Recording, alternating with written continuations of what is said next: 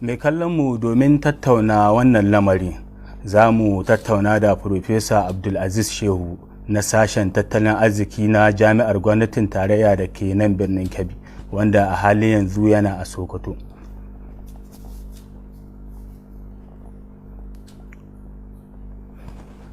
Farfesa, barka da shigowa wannan zaure namu. Barka ka dai, ina yini? Farfesa, ganin cewa gwamnatin tarayya ta fidda hannunta daga gudanar da lamura NNPC, me hakan yake nufi?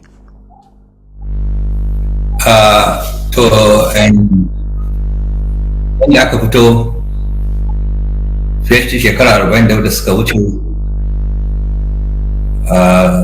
ƙasar Najeriya ta buɗe NNPC na ƙasa. Bayan shekara 44 shugaban kasa Muhammadu Buhari ya canza fasalin wannan kamfani daga zama na kasa zuwa na 'yan kasuwa, wato kenan yanzu za a sai da hannun jari ga jama'a, ita kuma gwamnati za ta fitar da hannunta baki daya.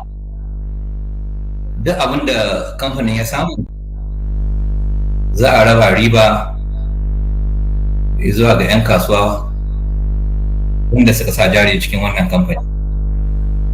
To daga yanzu kenan suna ya tashi daga NNPC zuwa NNPC Liability Company.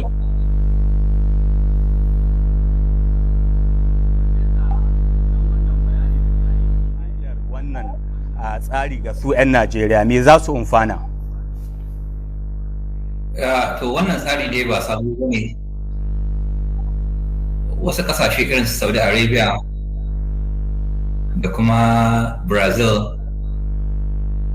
da wasu ƙasashe da suke sai da mai sun samu ci gaba. Amma in muka duba abubuwan da ke faru a wannan kamfani, gaskiya akwai kalubale ga mai yawa game da wurin gwamnati domin a tabbatar an samu abin da ake bukata. Na farko dai tsarin tafiyar da kamfanin, wato kenan mutanen da ke tafiyar da wannan kamfanin har yanzu suke yi, har yanzu ba canza su ba.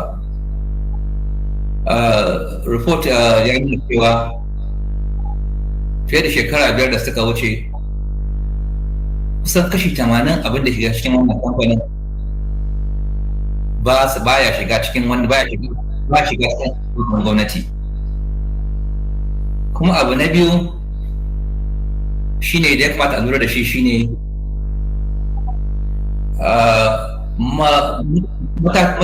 matatun mai na wannan kamfani duk ba sa aiki, sai ya kasance sai an ɗauki kamfanin mai daga wannan ƙasa an kai shi wata ƙasa an gyara domin a dawo sai wa jama'a. Shi yasa ake gwamnati ta kamfani zai bar saka kuɗi a asusun gwamnati. A matsayinka na masanin tattalin arziki, menene raka ra'ayin? To abin da ya kamata mu lura da shi a ne da jihohin Najeriya gaba daya da ita kuma gwamnatin tarayya ta alakanta duk abin da biyar da gwamnatin da take yi da kuma abubuwan da take tafiyarwa bisa ga abin da take samu daga wannan aljihu na wannan abin da kasance da NNPC. To yanzu idan ya kasance an ce an ɗebe wannan abun, gaskiya zai yi wahala gwamnatoci da biya ma albashin da suke biya, saboda yanzu in ka duba za ka ga da cewa bayan jihar Kano da jihar Lagos, duk sauran jihohi sun ba da suna da ne kan abin da suke samu ta hanyar mai. so gaskiya wannan ina ganin kalubale ne babba ga jihohinmu na Najeriya. Za a iya fuskanta nan gaba ko da ba yanzu ba? Gaskiya akwai kalubale da yawa da ke yanzu.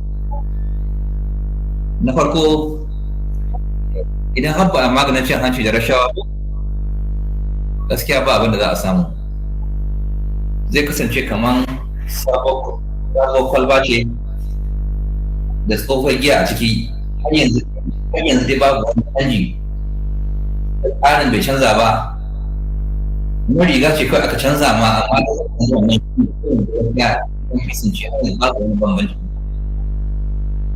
To, Profesa, mun gode da wannan tsokaci da kayan muna, sai kuma wani lokaci za mu sake neman ka.